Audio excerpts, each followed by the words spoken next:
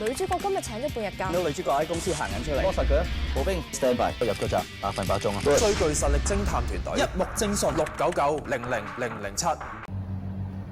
各位網友，大偵探又開始啦！今集我哋講講一個故事咧，我都覺得比較，我都覺得叫有少少奇形怪狀咯。咁但係又確實又喺我好多年嘅生涯裏邊咧，我接觸嘅咧就係呢一啲故事咧就唔多，有3幾個，但係喺我未做呢啲故事之前，喺我嘅人生裏邊咧，一早已經聽過呢一啲咁嘅故事啦。咁咧就係男人愛上寬長女子，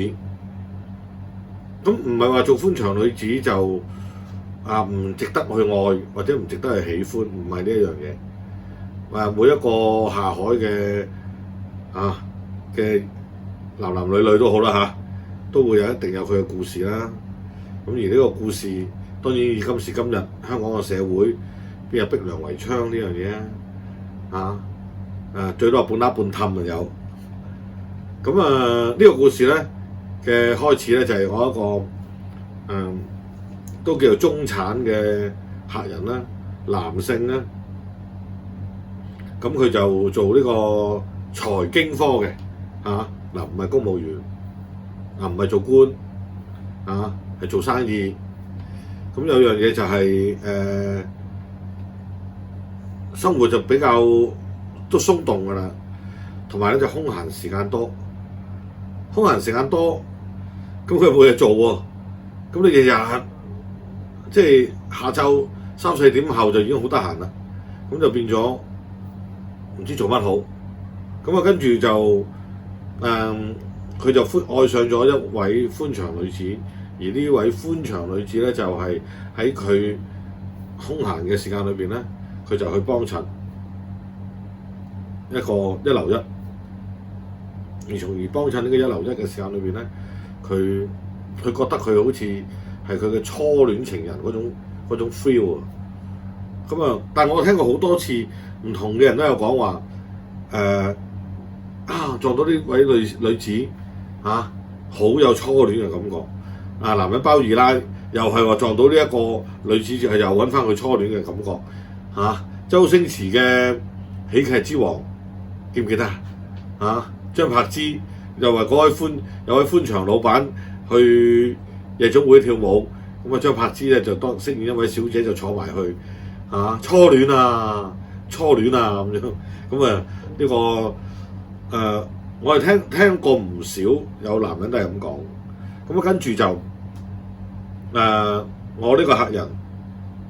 就好想救佢離開呢個苦海咁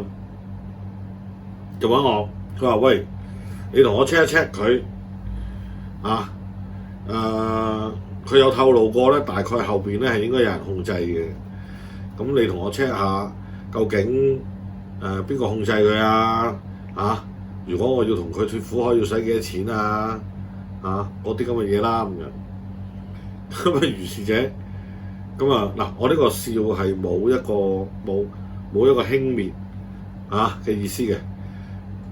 而係回轉頭去望，相對件事較為簡單啦。咁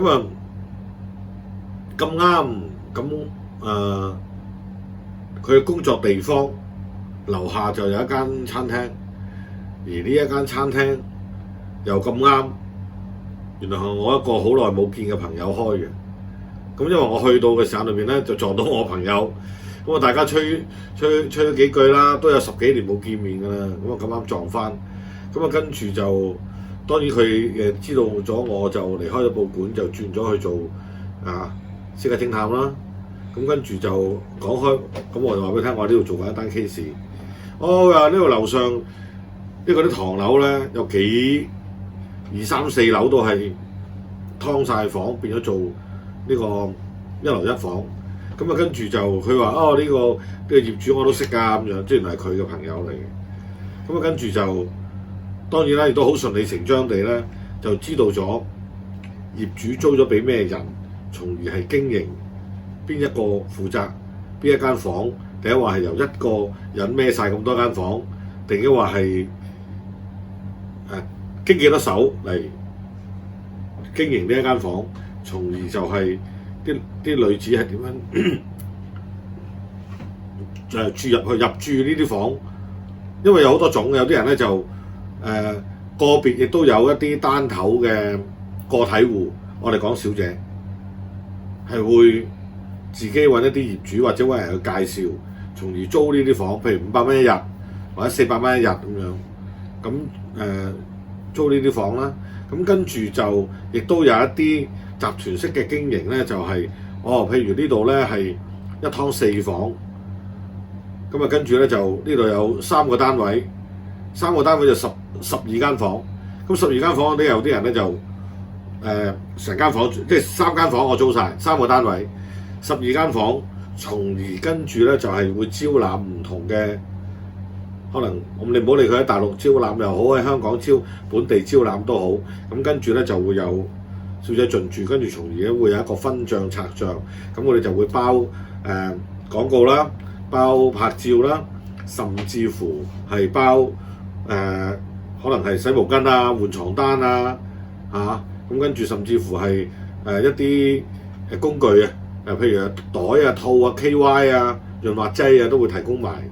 咁呢個就係一個價錢冧心包晒嘅。喂，點解我哋會咁清楚呢一類咧咁樣嘅故事咧咁樣？因為喺我記者生涯咁多年裏邊，呢一啲黃賭毒嘅古仔，亦都係我工作嘅範疇嘅一部分。我工作嘅範疇一部分係會搜集證據，唔係我去幫襯，千祈唔好誤會啊！咁啊，從而咁啊，跟住呢一個故事，咁我亦都好快脆地得悉到。我個目標嗰一間房嗰一位姐姐，佢嘅經營模式啦，因為佢根本就係一個個體戶，亦都冇話後邊咩人操縱啊，或者冇話有欠債啊，嗰啲嘢，而且佢嘅生意都幾旺幾火嘅，幾火嘅意思係一日10個8個客係走唔甩嘅，因為你10個8個客。有啲可能有啲10幾20個客都有㗎，10個8個客都好犀利㗎啦。你諗下一樣嘢，一日一個客，我當你400蚊，10個客就4000蚊，一個月26日工作，我當你20日工作啊，跟住唞下或者有啲生理期啊，有啲人哋生理時期打埋針，導致到佢係繼續開工㗎，你哋明唔明白咩叫打咗針啊？打停止針啊！咁樣等到佢啲 M 人會嚟嘅。咁如果一日4000蚊，10日就4萬蚊，20日就8萬。咁你諗下，咁佢除翻佢嗰個租房嘅皮費啊，咁佢一個月都有好幾萬嘅收入㗎。咁仲未計打賞啦。咁如是者，咁我個委託人就話想花啲錢，想幫佢下海，想講佢離開，唔係下海，幫佢離開苦海。我噏咗張下嘴先咁樣，咁咧就想幫佢離開苦海。咁喺咁嘅情況之下，咁我如實話俾佢聽啦。我話佢冇乜苦海唔苦海喎，有樣嘢就係你俾10零20萬佢都係同你代晒佢嘅咋。咁跟住佢梗係一定佢就講到一個故事啦，就鄉下有一個體弱多病，長年臥床，長年要受醫藥費用，要睇醫生嘅雙親啦。咁跟住咧就家庭又要有一定嘅開支啦。咁跟住佢就又要負好重嘅負擔啦咁樣。咁又每個都有一啲咁嘅故事啦咁樣。咁啊，從而我個委託人當然就心軟啦。咁亦都當然都有俾咗啲錢佢啦。咁跟住就佢話可唔可以幫佢脫苦海？咁我就解釋翻成個故事，就係佢本身唔需要你去揞錢佢脫唔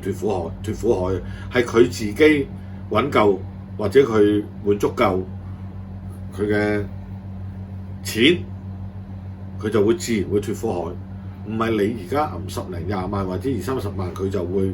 離開，因為佢根本都未夠，未揾夠，佢下得海，佢已經豁咗出去。咁啊，當然最終我亦都解釋俾佢聽，佢都唔係守緊嘅，因為老實話，因為佢一日有過10個客咧，一日咧，其實佢嘅生意都算好穩定兼旺盛啦，咁再加上有一樣咁啱呢位女子咧就要話返鄉下探親，就幾日，咁啊跟住咧就離開1個禮拜，咁我個客仔都話俾我聽啦，佢咧就會聽日咧就會坐飛機就離開嗱，幾年前㗎啦嚇，唔係講而家疫情嚇，咁佢就會離開香港，咁佢咧就直接飛返鄉下喺香港坐飛機，咁所以咧1個禮拜都唔喺度啦咁樣，咁我就提議個客人，不如咁啦，我同你睇睇佢坐飛機去邊度，或者係咪一個人飛？我估佢可能唔係一個人飛喎。點解我會咁提議到咧？呢可能直經驗啦，啲直覺啦。咁從而結果就我就真係去送佢機啦。送佢機嘅意思就係睇佢譬如佢坐早上10點鐘機，咁啊8點鐘就有機會 check in， 8點至9點呢啲時間黃金時間就會 check in 啦。咁我哋咪去機場 counter 等呢位女子 check in 咯。咁啊結果係一 pair 離開嘅，一 pair 離開仲要唔係飛返鄉下。嗱，舉例説，佢個鄉下係福建但係佢坐飛機係去北京喎。咁你話啦，咁呢個就咁你會唔會去咗北京之後再返鄉下啊？呢個我唔評估之後所轉走嘅任何路程啦。咁但係嗰一剎那，我係見到咧兩個一 pair 就同另外一個男子好似一 pair，好似兩個去度蜜月咁非常親昵咁兩個好似熱愛熱戀上飛機咁。咁如是者，咁我就亦都影咗相，亦都係將呢啲成個過程話翻晒俾我客人聽啦。咁我就話俾個客人聽，我話佢講嘅故事並不是係一個真實嘅故事咯。咁你就自己衡量啦就係男人尋歡嘅嘢適可而止咯咁呢個故事咁叫做個客人最終我知道咧就係離開咗，又轉尋咗另外一種嘅喜好啦喺呢啲尋歡而嘅過程裏邊，而最終愛上咗對方，亦都唔係一次啦。咁我亦都有一啲客人咧，就最終好笑嘅就係佢中意咗又係一個寬長女子。不過你同我接佢放工，睇下佢有冇其他嘅男人，甚至乎佢嘅屋企嗱，佢又話俾我聽住喺旺角咁樣。咁但係咧，我想睇下佢係咪自己住，定話係同佢老公或者佢有男朋友一齊同住咧咁樣。咁好多啲咁嘅客人咧，就有一啲咁嘅私生活上邊，即係揾佢個目標因為可能佢中意咗呢個女仔，佢暗戀咗呢個女仔咁就要我哋去調查一啲呢一個女子嘅啲私生活。咁呢啲亦都喺我哋嘅調查生涯裏邊經常有出現嘅一啲古仔。好啦，今日時間又到啦，下一集再見。女主角今日請咗半日假。女主角喺公司行緊出嚟，幫實佢步兵 stand by， 入咗閘，8分8鐘最具實力偵探團隊，一目證純，6990007。